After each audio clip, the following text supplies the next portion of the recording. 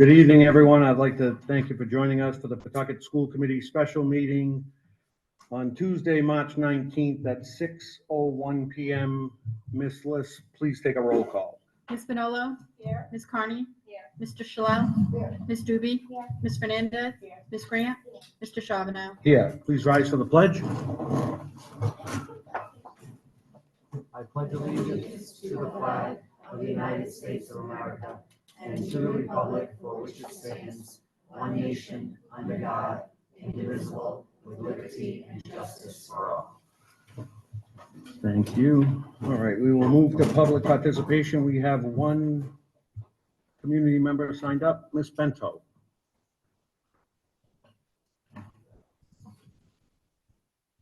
Hello. I'm going to read, because for those of you who've seen me speak before, if I don't read, it's going to get out of hand.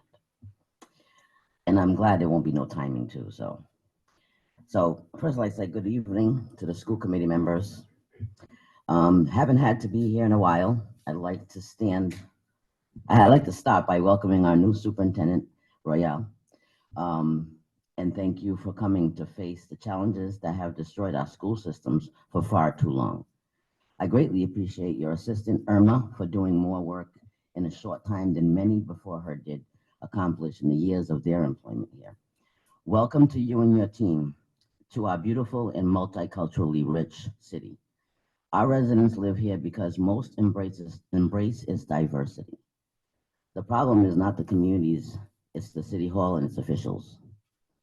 Before I get into present issues, I'd like to recap a few things for those who aren't aware. I am a lifelong resident of the city of Pawtucket. I stayed here in hopes to raise my children in this city and school system that embraced diversity, until I got fooled by the same phony smile that is fooling others as we speak. I was a huge influence on the mayor's first campaign and accidentally fooled my community to think he was fair and wanted the best for all citizens in the city. It wasn't long before I realized I made a huge mistake. Not only was he not for all, he was for racial division, and that he still thinks he's a pro at it, actually. Shortly after he took the seat, I gave up all of my titles outside of the city to come and try to fix the mess he was creating for our communities of color. A part of me felt guilty for helping to create this monster. He was so very well calculated that he attempted to turn many against me. But as I've stated many times to all involved, I've been around far longer than most have been in their positions, and I'll be here for far longer when they leave. Every minority who works hard to earn a seat gets treated badly by design, and the ones who look like him too often follow his disrespectful lead to shut us down and shut us up. He just had his event in the District 5 to announce his campaign for re-election. Notice who wasn't there: the colored councilman who represents that district. He also forgot to mention while he was there that we were not probably going to get the school completed. How genuine of him. Superintendent Royale, please continue to take our school department in the right direction, and do not let anyone in this room or outside this room try to convince you that the issues in front of us today are brand new. They are older than the superintendent before you. Patty DeCenzo created these problems in cahoots with the mayor's administration. Sadly, most of the people in the school department now are a product of her incompetence.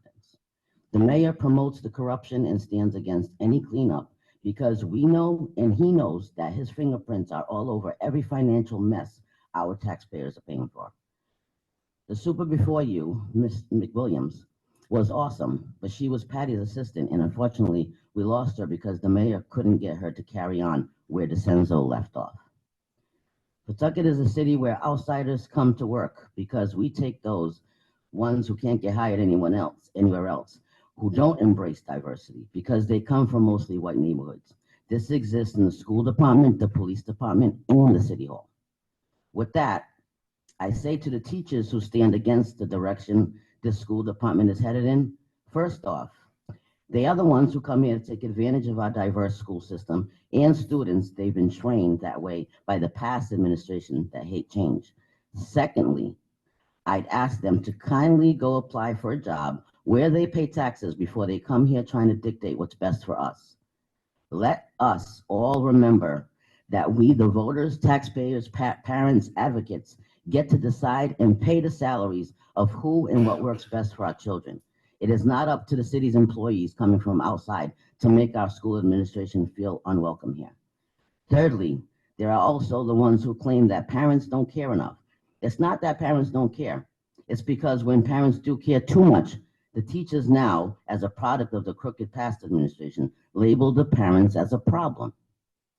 Unlike those parents who wish they could make these statements, but afraid of retaliation on their children, I stand here today and make these statements because I've been homeschooling mine for the last 3 years because of the crooked system. So I'm not worried about teachers treating my kid like crap to get back at me.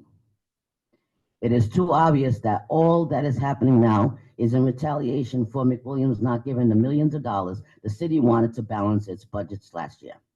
Then the school committee went against the city administration and the teachers union in considering to hire a turnaround superintendent. I hear that some members of the teachers union took it as a bad thing and a threat to their style of handling things, especially the president of the teachers union took this extremely hard because how dare they hire a woman who has extraordinary skills and experience, but the audacity of them to hire a woman of color. In closing, I'd like to say, I used to come to these meetings all the time. In the past, I've not agreed with many issues. I've proudly bumped heads with the chair many times.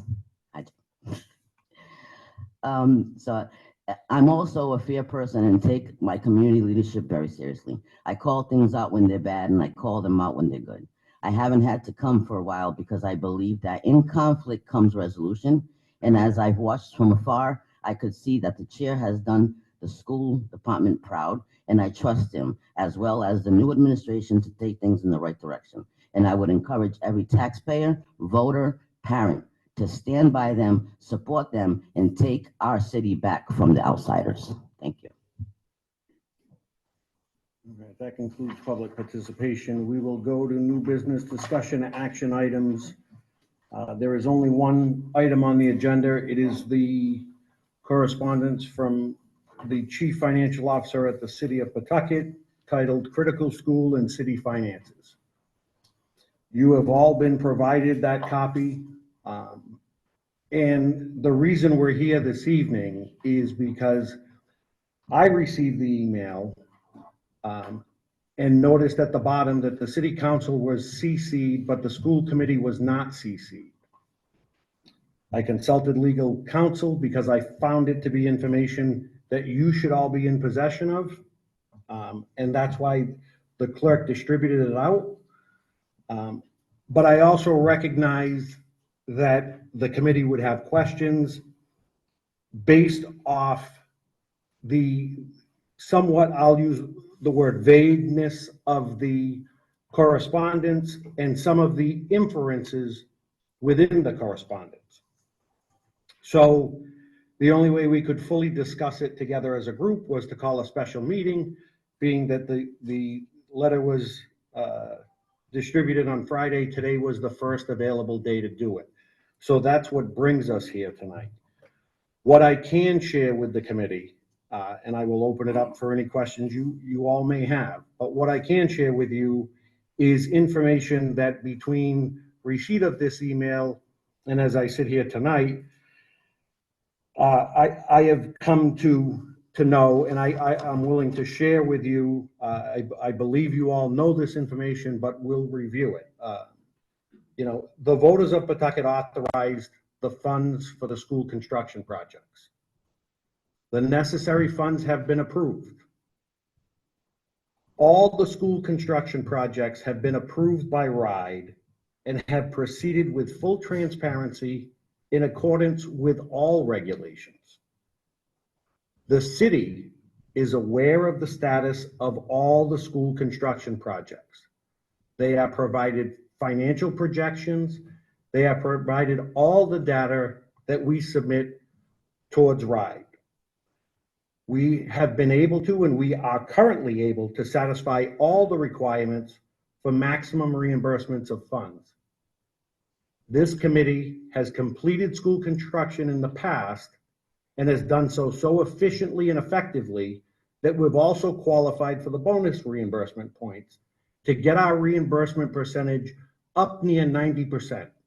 And everybody in the city talks about a 90% reimbursement, but it's driven by the people on this committee and the effectiveness we've had in school construction projects. And finally, the school department does not have a cash flow problem.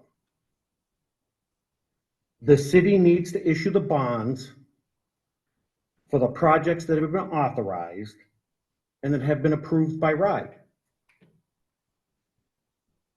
I want to repeat that. The school department does not have a cash flow problem. The city needs to issue bonds.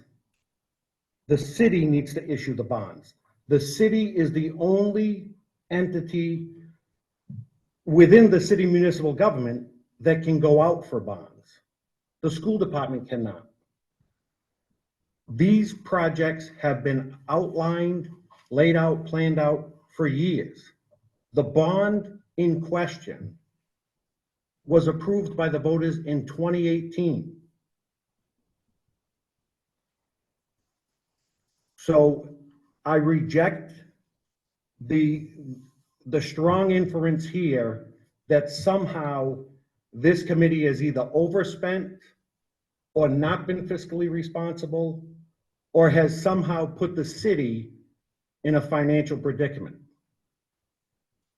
The city needs to issue the bonds that have been fully authorized by the Department of Education for projects that have been approved. With that, I will open it up to any questions you may have. Ms. Doobie. Thank you. So I do want to highlight that the one line in here that I think you've clarified for me, but possibly legal or Colliers could help clarify, is this line that says, quote, our understanding is approximately, I'm at the end of the paragraph on current cash flow. Our understanding, and this is the understanding of the city, is approximately $40 million in state PAYGO funding was received from Rybeck for the Winters School and Baldwin School, but there are no funds left in that account and no application for additional funds has been submitted to Rybeck. So when I read that, it makes it sound like they have not gone out to bond.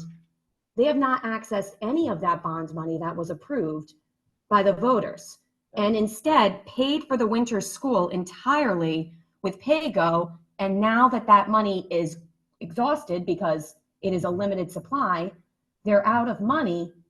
And they're saying no application for additional funds has been submitted to Rybeck. Who submits applications for funds to Rybeck? Because we've never interacted with Rybeck in any way. So Colliers, you're saying the city, so when they say no application for additional funds have been submitted, they mean we have not submitted an application for additional funds. Right, the bond application goes through the city. Okay, so this section essentially says we paid for Winters using state PAYGO money instead of a bond, which is, as I thought it was how. I was under the impression that this was bond money that was being used.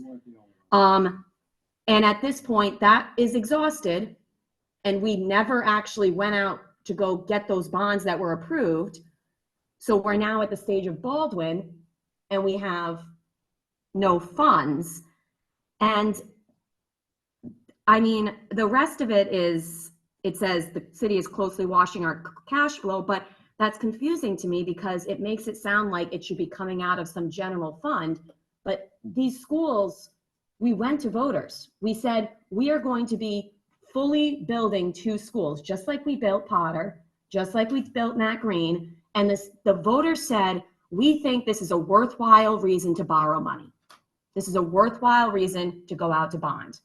It shouldn't be coming from the general fund of the school department, which can't handle a $50 million project. And it shouldn't be coming from the city's cash flow, their annual cash flow, or their annual budget. It was agreed that it should be coming from a loan, which is what a bond is, like a long-term loan. And so it's very frustrating to me for us to find out right now that they're not doing that, and that our school construction project right now is being financed from some other source that now has exhausted. And they're saying that right now, if they go out to bond, so if they say, if they send that application, which is what I hope they do, that money, we wouldn't receive those funds until July 2024, so this July. And so, which makes it so that we might have some pause in construction because they didn't bond in time. So unless I'm getting something wrong, this is how I read this letter. And I know that's very frustrating to me, because we've been doing all of our due diligence with stage 1, stage 2, stage 3. We have a school being built right now, and they're saying we didn't do our end and actually go out to bond. Right. I think that is a fair characterization. I will add that I believe the city's ability to go out to bond prior to closing their fiscal audit from last year they would be challenged to do that. I've also asked of legal counsel and our OPM services the bonding timeframe, which is 3 months. So if they were to go out to bond tomorrow, it's 3 months before receipt of the fund. Now, in the letter, it indicates the fiscal audit that we have submitted, the school department has submitted all the necessary documentation for the city school combined audit. And they're confident they'll make the March 31st second extension deadline. But it's clear that they're not waiting on documentation from the school department to submit the fiscal audit. They're waiting on documentation on the city side. So again, to Ms. Doobie's point, the projects have all been approved by the voters to expend the money.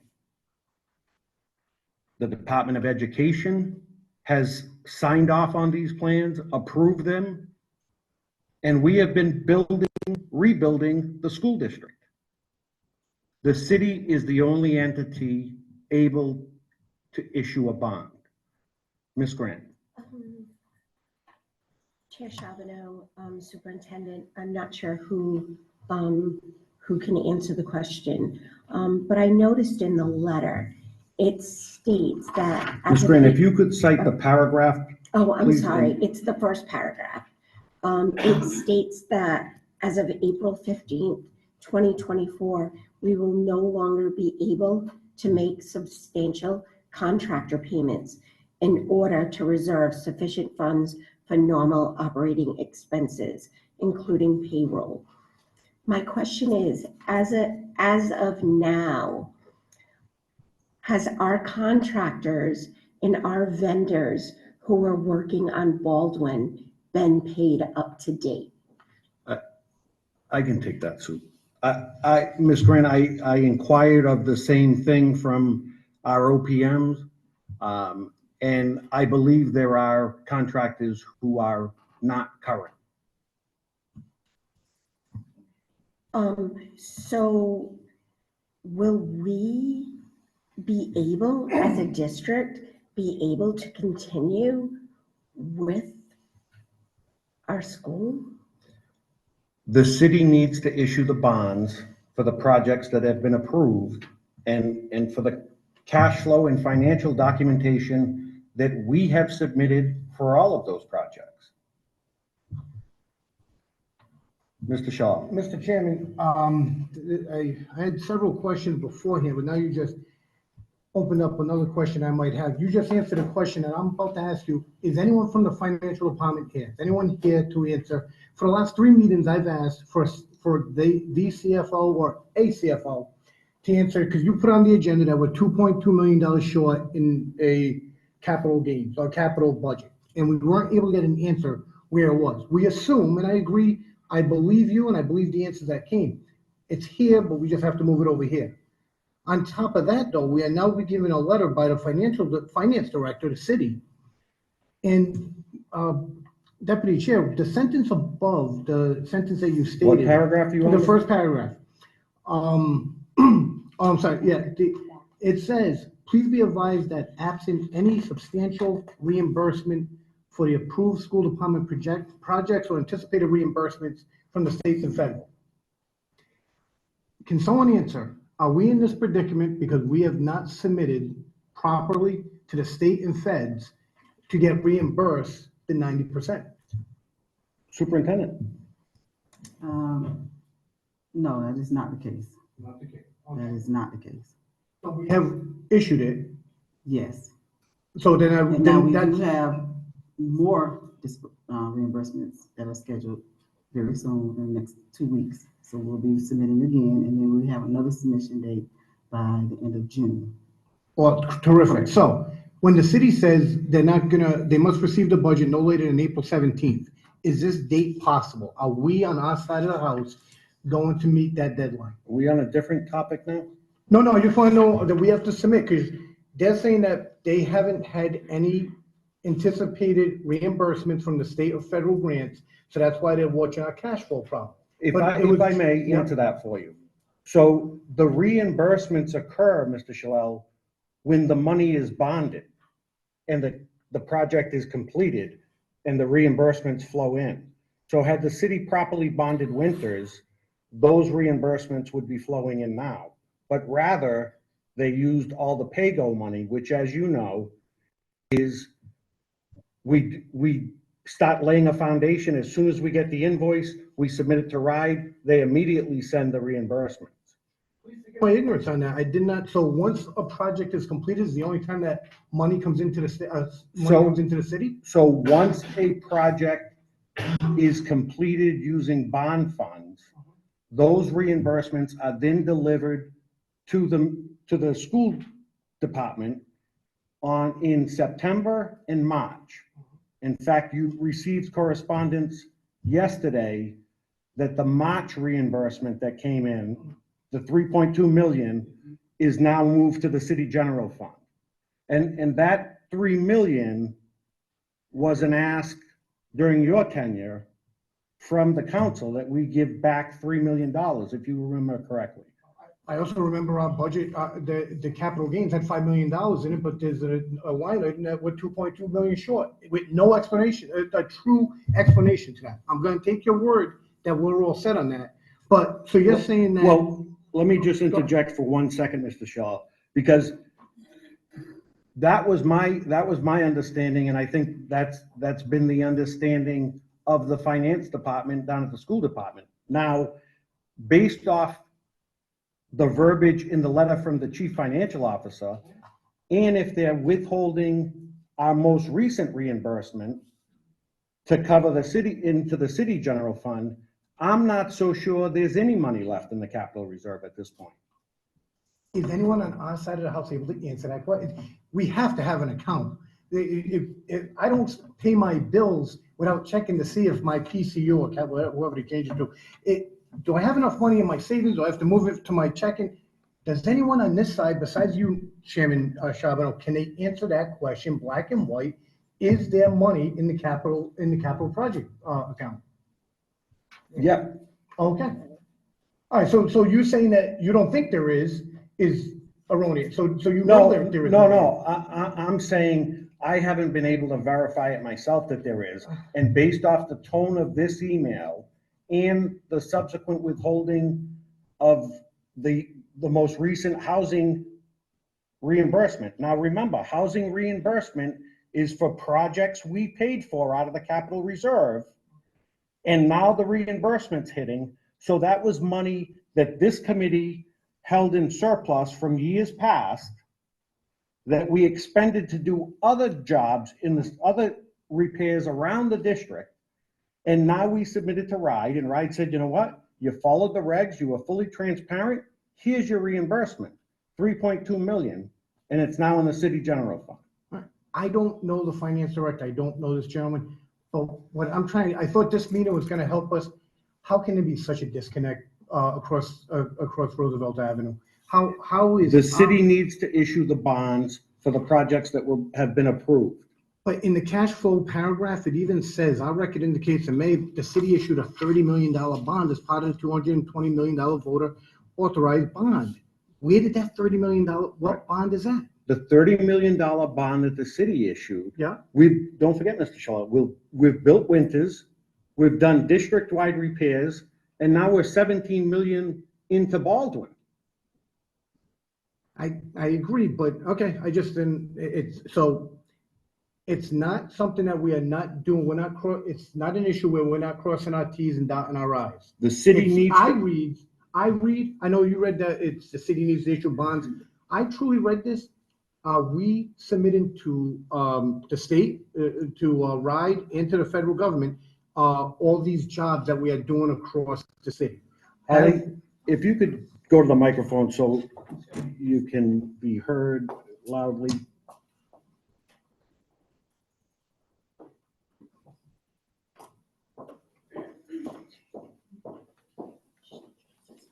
Holly, can you just introduce yourself for? Sure. Holly Demersoy, I am representative of Colliers, the owner's project manager. Thank you. To Mr. Shalell's point, have we fully submitted all our allowable reimbursements? Yes. Every time a project is done within a fiscal year, there's a process with the state where we fill out very specific forms and backup, signed off by the team. We check off all the boxes that apply regarding bonus points and the reimbursement. It goes to RIDE. It is then checked and reviewed, and then when it's good to go, that's what happens, and that's what triggers the reimbursements. That's what triggers all of the reimbursements. Every year we do this, and it's always at the end of the fiscal year, so they are typically issued in July. And We're on bid, we've done it all. Absolutely. Ms. Fernandez. Just so I'm clear, Holly, thank you. Just so I'm clear, if the voters approved the bond, the city go up for the bond for the school. We did our part. The city has yet to go out for the bond, which means we don't get the money. I mean, the city's the only entity that can get the bond. Correct. And we have done everything that we need to do. Correct. The projects have all been planned. A cash flow analysis has been created for all of them, along with all the supporting financial data. That's been vetted by RIDE. That's been approved by the Department of Education. And we've been building schools and renovating buildings. And the city needs to go out to bond for the remaining approved projects. Ms. Doobie. And I just want to clarify, because we've mentioned the capital reserve as well. So that is the money that, as you just explained, I think is important to understand that over a decade, this committee has put money into a capital reserve because we understand that while there are big school construction projects that we need to bond for, that we need to have the city bond for to complete, that we have 16 schools, and that we have a lot of projects that we want to get done, roofs and windows, to ensure that we don't allow all of our other school buildings to have to need a total overhaul in a decade. So that maintenance is coming from that capital reserve that RIDE told us a decade ago to set up. That's the same capital reserve that for 3 years now, the city has tried to get us to take money out of to hand to them. And it seems like this year, they're not asking. It seems like they're just not handing it. They're just not giving us the reimbursement that just came in. But I mean, I don't know if legal can answer. That's housing aid. That comes from RIDE. Is there any authority for the city to hold $3 million that is to reimburse for the windows at this school and all of these smaller projects we've done? This isn't to reimburse for Winters or Baldwin or the big projects. This is to reimburse because we have been doing a lot of work in our schools. And we are a district that gets reimbursed at around 90%. So we've expended 100% of the money for these projects, and we're about to get back 90%. And now the city's saying we're not going to pass that money through. Is there any authority for them to do that? No, legally that money's in the school district, entitled that money, it belongs to the school district. But at the moment, I think there may be a misunderstanding on their part. I'll chalk up to that, that they maybe a misunderstanding of what those funds are. But it's my understanding is that this happened previously in September. Previous payment was made. They held on to it for a good amount of time before RIDE was able to clear up any misunderstanding from that previous payment. The payment would have been for the same amount. The breakdown would have been the same amount. So is our recourse essentially Rhode Island Department of Education is going to step in and instruct the city that they need to pass that money through? My understanding is that they're aware of Okay. this holdup, and that will be addressed. Okay, thank you. Ms. Pinola. Where is that? We have Baldwin underway. We have ADA bathrooms. And they indicated in a letter that they were not going to pay our contractors anymore. So where does that put all of the projects that we have in process? Can you tell us what is happening with Shawmut and Baldwin? This just happened over the last few days, so we're waiting for direction. The answer, I think, Ms. Pinola, to your question is the city needs to go out to bond for the approved projects that not only the voters approved, but the council approved, RIDE has approved, we've delivered plans to, we've delivered cash flow analysis to. That's where we are right now.